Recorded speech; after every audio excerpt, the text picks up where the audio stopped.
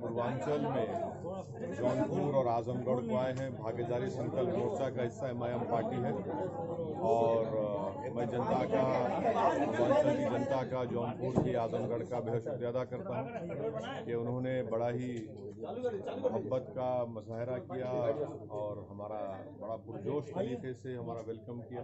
और हमको यकीन है कि ये भागीदारी संकल्प मोर्चा जिसकी क़यादत जनाब राजभर साहब कर रहे हैं, ये आने वाले विधानसभा के चुनाव में बेहतरीन परफॉर्मेंस करेगा और बहुत ही बेहतरीन तरीके से हम लोग आगे बढ़ रहे हैं।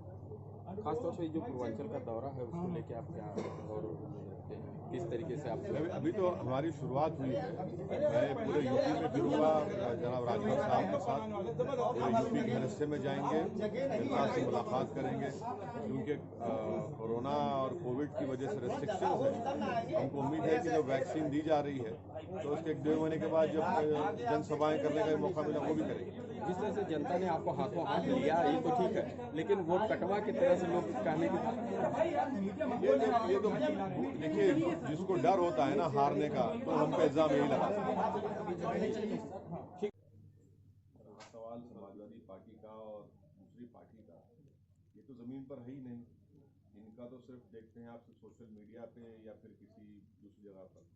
तो मुझे यकीन है कि इंशाअल्लाह ताला उत्तर प्रदेश की जनता जो विकल्प या अल्टरनेट पॉलिटिक्स को देख रही है वो ज़रूर इस भागीदारी मोर्चा की तरफ बड़ी उम्मीद से देख रही है और आने वाले असेंबली के चुनाव में वो हमको अपने आशीर्वाद से, अपनी मोहब्बतों से नवाजेंगे। लेकिन वैसे साहब जिस तरीके से बिहार में आपने प्रदर्शन, ऐसा है ना कि मैं फिर से कह रहा हूँ कि भारत की राजनीति में अगर कोई लैला है तो मैं हूँ और मेरे कई मजनू हैं। तो अब ये इल्ज़ाम लगता रहेगा, इससे हमको कोई फिक्र करने की ज़रूरत नहीं है। बिहार में मैंने हर बार कहा कि हमारे इलेक्शन लड़ने से वहाँ पर भी तो हम सेकुलर डेमोक्रेटिक फ्रंट में थे, जिसमें कुशवाहा साहब उसके कन्वीनर थे, लीडर थे और राजभर साहब भी उसका हिस्सा थे। तो उससे किसको नुकसान पैदा हुआ? देखिए, अगर इलेक्शन हम लड़ते हैं तो क्या मेरा मकसद ये है कि मैं किसी एक पार्टी को जिताऊं या हराऊं?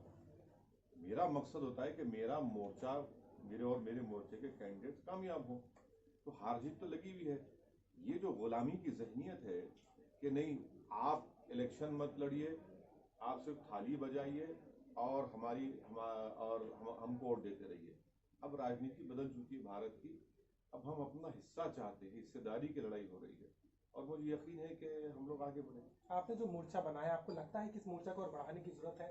अगर साइकिल और हाथी का साथ भी मिल जाए तो आपको लगता है कि बिहार में जिस तरीके से आप प्रदर्शन कर पाए उत्तर प्रदेश में? देखिए, ये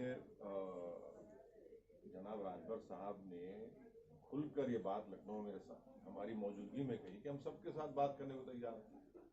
भाई, जिसको जरूरत है आ जाए वो, हम तो तैयार हैं। राजभर साहब हमारे संकल्प मोर्चा के लीडर हैं, कन्वीनर हैं, हम उनके साथ खड़े हैं। उन्होंने साफ तौर पर कहा इस बात।